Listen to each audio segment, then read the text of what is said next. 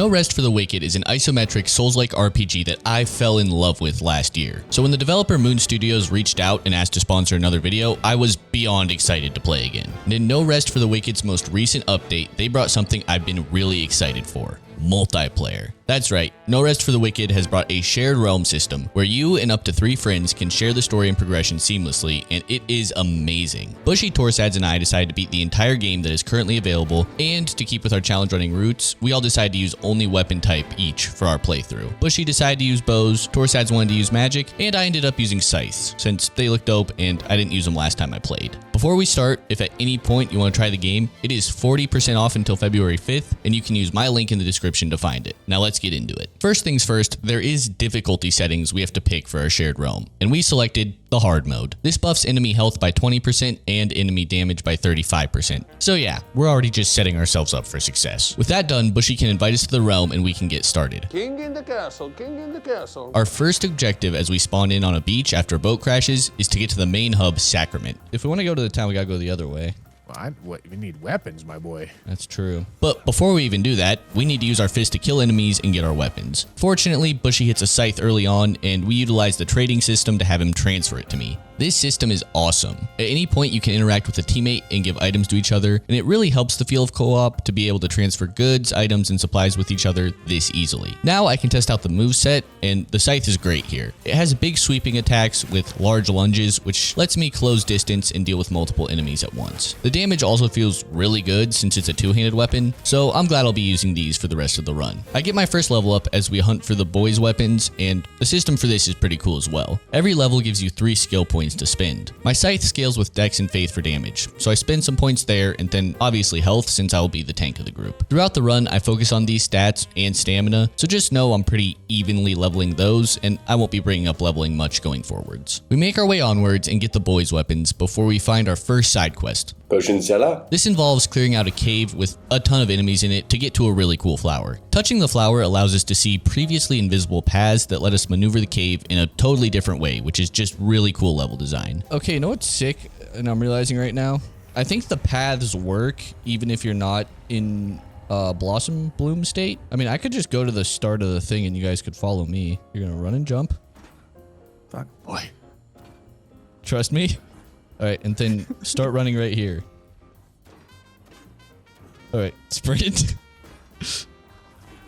Uh-oh. Sprint. Oh, no. This way. Sprint this way. Up the stairs. What? Up this. Run. Me and the boys make our way through this, slaying enemies and walking on these cool paths until we get to the end and get kicked out of our trippy flower realm to end the quest. My asshole hurts. Who touched me? Gentlemen? With that, we just go back to Marcos and talk to him, and he decides to head back to Sacrament, where he will become our potion vendor. Very nice. Now that we've got some weapons, gear, and levels, the gang returns to the main quest line to fight our first boss. Oh!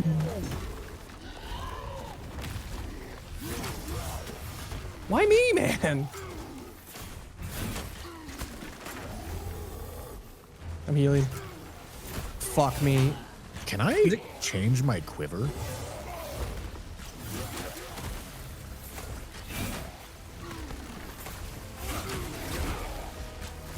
Like in combat?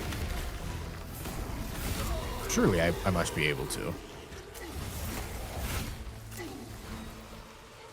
I gotta heal again, Jesus.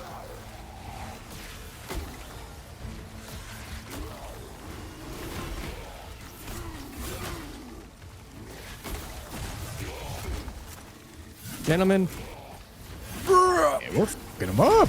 Yo. That went really well, actually. It's almost like we play these games a lot or something. We split the loot since Bushy got a wand for Torsadz, and Torsadz got an equip load ring for me, and then head into Sacrament. And we start off with the most important thing in the game here: petting animals. Now that that's done, we unlock the Rookery, where we have beds to rest and the community chest. We can put items in here and we can all use them for upgrading, enchanting, and crafting items, which are all big parts of this game. Having this shared inventory is amazing since we won't have to trade materials constantly while improving our gear, and it's just another thing that makes the co-op work really well in this game. I forgot we can't all be in the chest at the same time, I'm not gonna lie. I'll get you in my chest. Know what I'm saying, baby girl? At the top of the tower is the Watcher. He's an old man that lets us use a Plague Ichor, which drops from bosses. Ichor lets you increase your inventory slots to carry more items of different types. I use my first one on the ring slot so I can run 3 rings instead of just 2, which feels like it should be pretty useful. We spend some time exploring the town and getting quests before heading out on our next endeavor, bounties. Bounties are high value enemies on the map that give XP and rewards. Staying leveled properly for the main game requires doing a lot of side quest stuff, so me and the boys head out to eliminate our new victims. You can see the teamwork coming together here. The 2 boys at range with me jumping into the front lines is melting enemies, and I'm liking how the team comp feels. Also, the enemies definitely have more health in multiplayer, and it feels very balanced when playing like this. With even more levels and better gear from that bounty, the squad heads over to our next boss, who just happens to be near the bounties, Derek.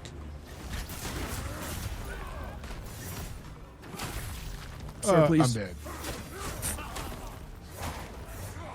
I cannot res if we're in a boss fight. Can I res you? Where are you? He's on me. You got him. Oh, that's a move.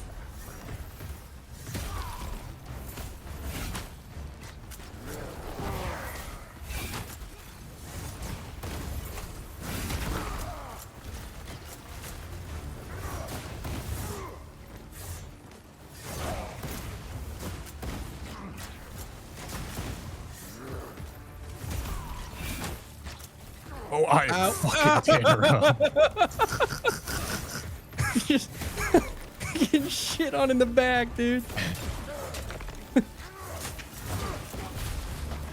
All right, shit, okay. Again, the boss fight went very well. We were a touch overleveled here since we did a bunch of bounties and have been thorough in clearing out the map, and that definitely helped. We do a little more exploring after Derek and find something cool. Fuck. You got me on the backswing, dude. I just got crucible knighted from across the fucking world. Yep, there is very minor friendly fire in multiplayer. Torsadz had literally no health there, and in general, it doesn't do a lot of damage, but it does exist, which requires you to think a bit about how you're attacking with your team. With all that done, we return to Sacra and begin playing with some of the upgrade systems. I start by enchanting my scythe to do fire damage. My scythe can carry 4 enchantments right now, and an elemental damage that I can buff with armor enchantments felt like a good investment to build on. There are tons of items that give enchants, and you can randomly roll full enchantments at the vendor and re-roll them with other items. It's a crazy in-depth system we will explore a bit since we only have the 1 scythe for now. So what next? The rest of Derek's quest is of rats and raiders, and it isn't done, but the next area for it is a bit higher level than we want. So we head down a different quest line by going to the Nameless Pass, which is a really dope rocky mining area that takes a while to fight through. It's important to say here that there is a lot of materials in this area. Using tools in this game, you can mine ore, cut trees, fish, and dig holes for items you absolutely need to upgrade not only your gear, but also the main hub and the vendors. This is a crucial piece of the game that me and Torsadz weren't doing, and Bushy had feelings about that. I get you guys all these collection tools, and you just skip all the fucking collecting. We're not, dude. I'm chasing after you, and there is not a single thing that has been harvested or collected. If we don't get this shit, we're not going to be able to do the upgrades. I haven't seen a collection thing yet. Yeah? Right, Ryan, have you? Yeah, see, because I'm taking this route again, and there's still no collection stuff here, man. Yeah, there's literally nothing.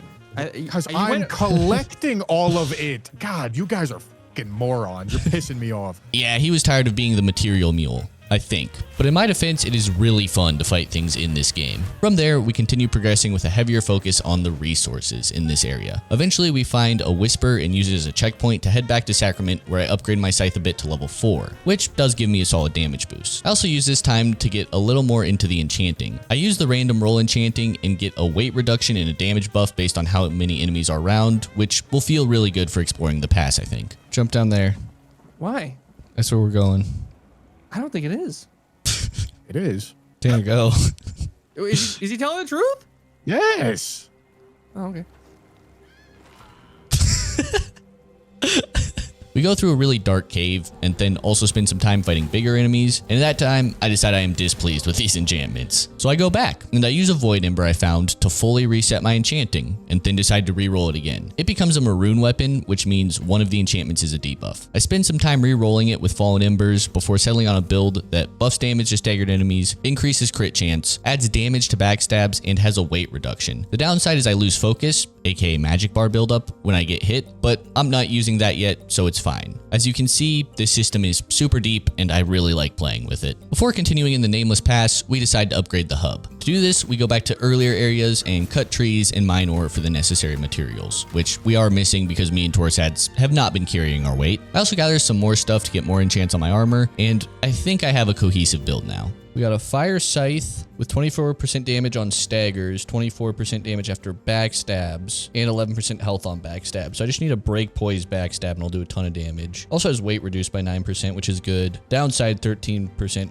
focus lost on damage taken, which kind of sucks, but I'm not using runes yet, so it's okay. 4% fire damage on my hat, 8%. And 13% regainable health on the chest piece. Thorns, which is by roll I do damage, and stamina cost reduction on the pants. Those are good. The gloves aren't great. Those are the only thing that don't have like a good perk. Then better armor ring, better equip load ring. Bro, I'm a tank. I'm a fucking tank. This is sick. I love this system. Yeah, that's a build. Next, I take our wooden ore and upgrade the pantry where we can buy or cook food. This gives Gordon a restaurant, and I decide I'm going to be the chef for the team. Heals come from food in this game, so gathering resources and recipes to craft better food is how you improve your healing. And as the hospitality expert in the house, I'm going to make sure the boys stay stocked. This system is a bit weird since the heals are finite and don't regen when you die, but it really adds to the RPG survival aspect of the game, and I've come around to really liking how I value my heals and use them sparingly in this game. While I'm doing all this, the boys upgrade the rune shop and I buy some to add to my weapons. Runes are special attacks that use focus and deliver high damage. Focus is gained on hits and kills, and these special attacks really change the combat in the game, so I'm excited we finally have some. With all that housekeeping done, we return to the pass where we were already close to the boss at the end. We finish the last bit of running and head in to face the Riven Twins.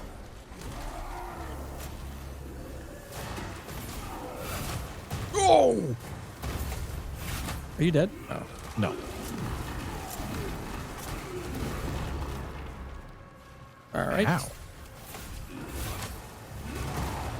Oh!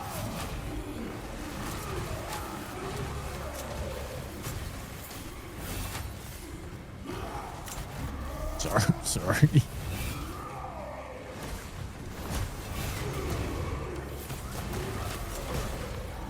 Fucking tits.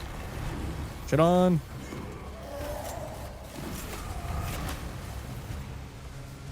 He's stun locked. Get up!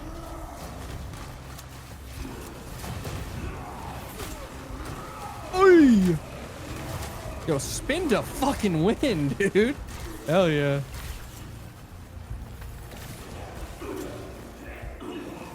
Oh, fuck yeah. Oh my god, you can... Oh yeah, he's frozen. Oh my god, that's so Frozen sick. shit. Oh! Hey, don't get close. Hell yeah, brothers.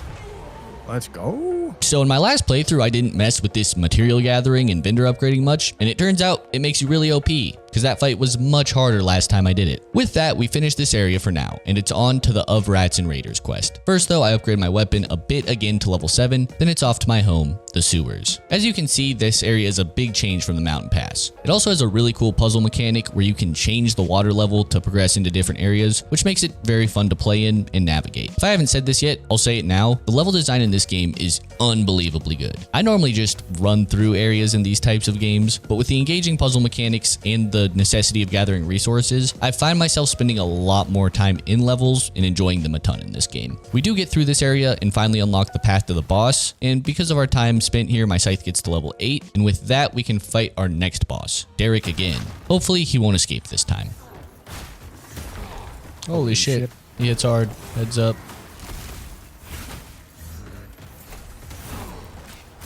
Dude, what? What?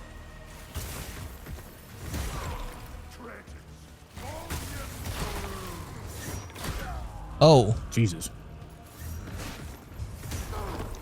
This guy's nuts. I don't really have a roll because I'm a heavy load, but that's okay. He's beating up my body, bro. What the fuck? Holy shit. Diabolical. Oh, that's... I think that's a new co-op move. He fucking teabagged me.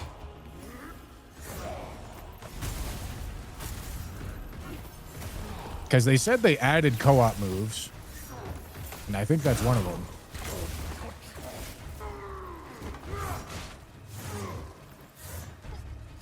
Oh!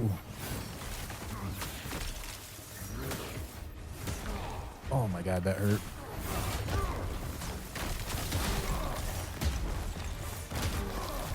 I think he's almost frosted. He's close. He's close. There we go. Nice. Fuck yeah. Let's fucking go. Oh. Fuck. What the fuck? Oh.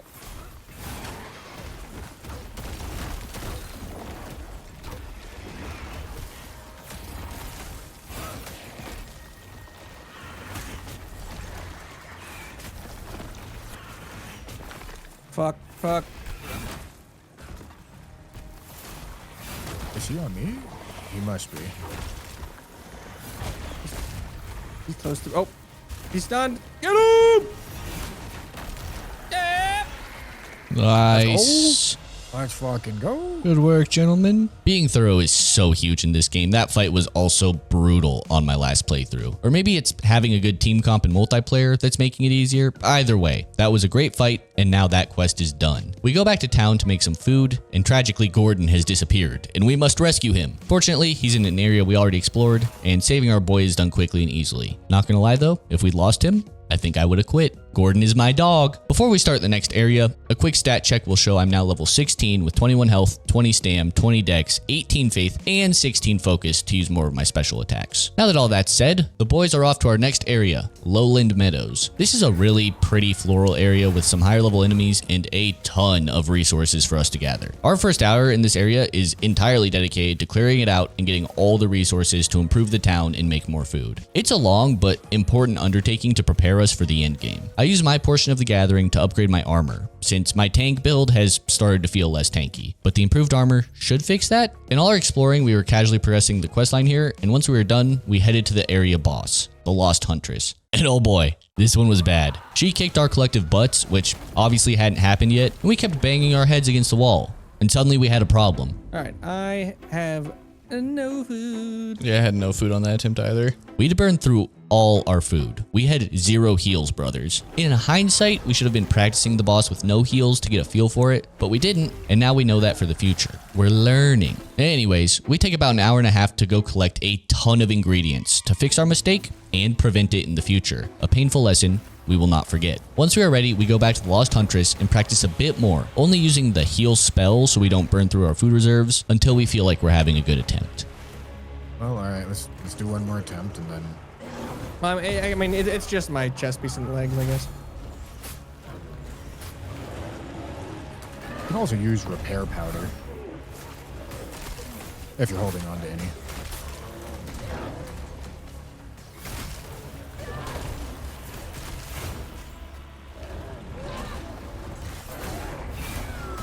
Jesus. Dagger.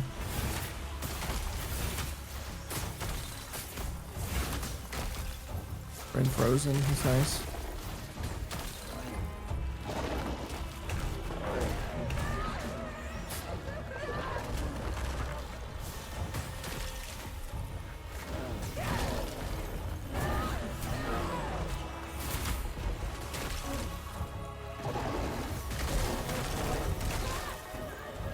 Close to being frozen.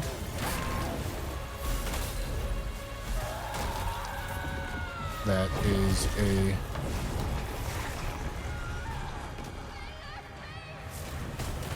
So it's like a guaranteed poise reset when she does the phase Frozen. transition.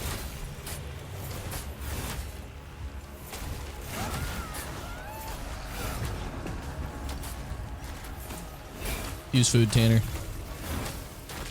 Yep. Floor. Oh shit.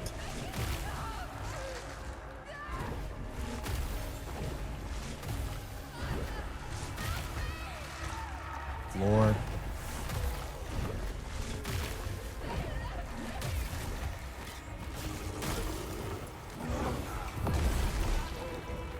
That's brutal. Lines, I think. What is that?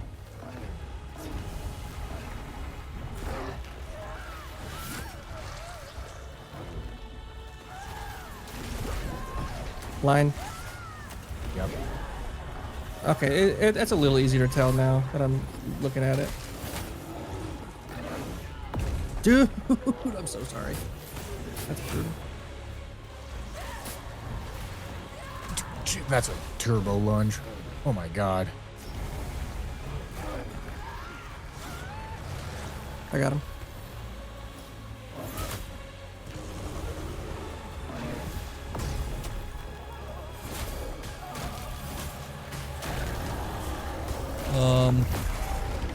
Big slam. Floor, I think.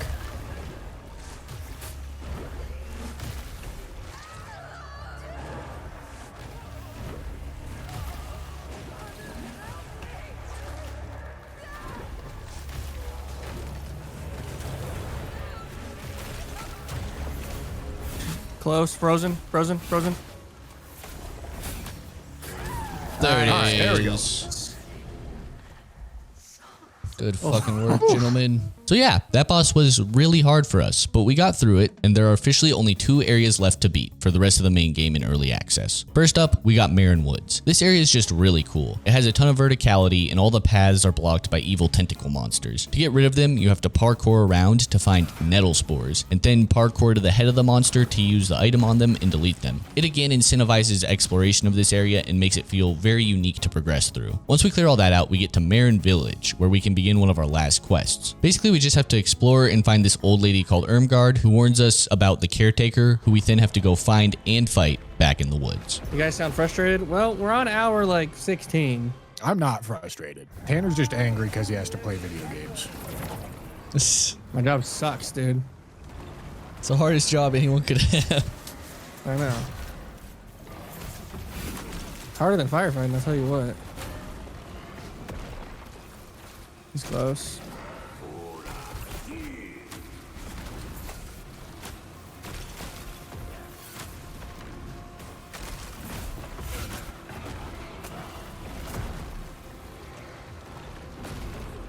Fuck, I should not have used my special ability.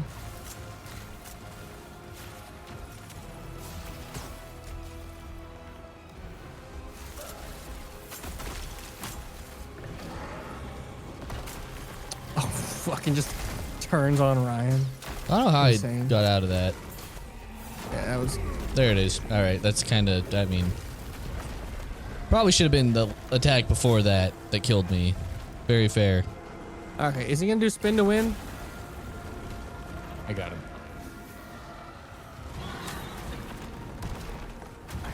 Oh. God, if you get on the Watch out, watch caretaker, out. he Yeah, just yeah. annihilates you with that fucking Roomba.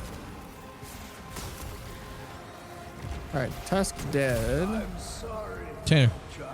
I know, I'm trying to heal Oh, to valid. help. I got him. Okay, bigger fucking roll leading pins? Hell yeah. How long do they last for? Probably the same time. I They're, don't they're last- also I don't- really not that hard to iframe.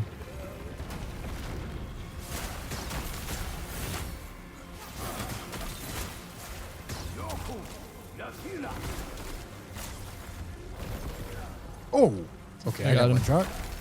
I don't know what that move was. I'm gonna start using heals. Yeah. Okay. Oh.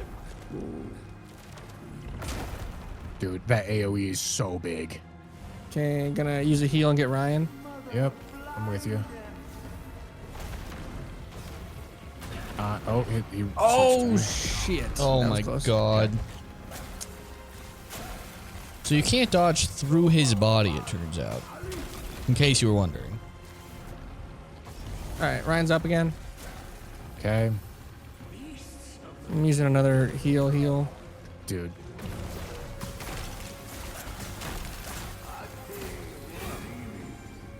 Rolling pin. I don't know his AoE move, Tell.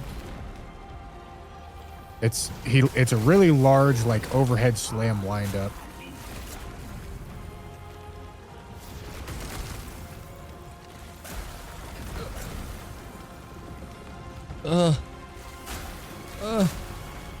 Really close on the frost. Overhead slam. All right. Frosted. I'll get Ryan. I'll get Ryan. You attack. Oi, puppy.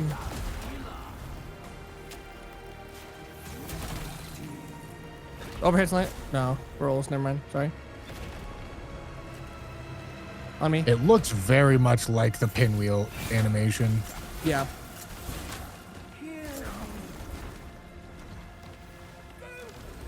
That's the slam. Another slam, another slam, another slam, another slam. I am dead. I got you, I got you. I tried to time I it got up. him in the distraction. You're fine. Oh, I saw it coming that Oh, time. another slam. Another slam. Another slam, another slam, another slam. Oh my god. Another one. Oh my god. Another slam. Oh god, it really does look like the same thing. It's the pause on it makes it look really similar. I'm jumping him. Close. I missed. I missed. I'm dead. He's almost dead. Slam. Oh, I'm down.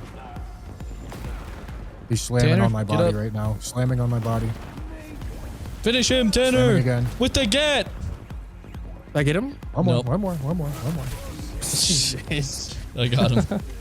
Holy fuck, Oh dude. my gosh. And that's our first duo fight. It actually was not that bad, which is saying a lot for a duo fight in a Souls-like. But with that, we've completed almost every area in the early access of this game. There is just one more boss. To get to it, we have to go back through the Nameless Pass. Sections of this area have changed and become all fiery, which is cool to see, but we do just burn through here to get to our next boss at the end, the Winged Brood. This was a problem. This absolute gank of a fight left us frustrated and demoralized. We just could not manage fighting the 14 enemies with them target switching and almost one-shotting us. We were under-leveled here, and I think at a higher level it would have felt better, but holy moly, it was hard. So instead of leveling up, we decided to tech this shit.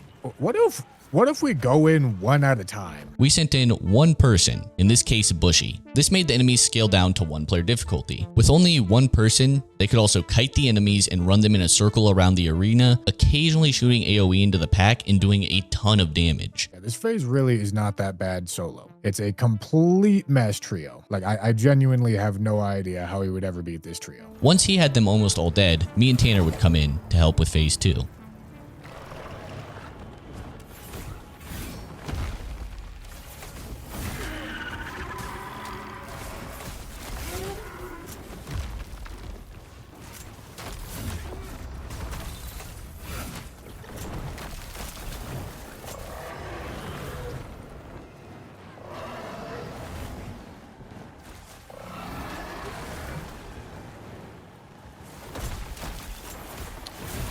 Fuck the other one.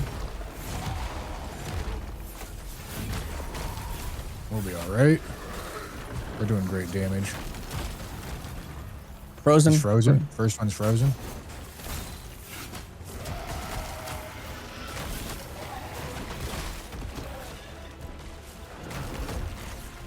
Dude, one shot? That's crazy. Okay, I'm that in a one's safe dead. corner. That one's dead. You keep aggro. Okay, just one more. This one's smaller.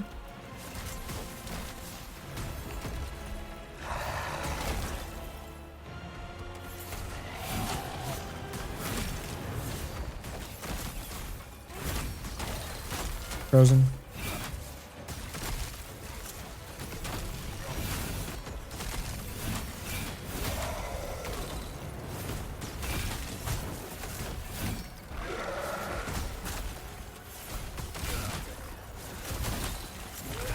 All right, There we go.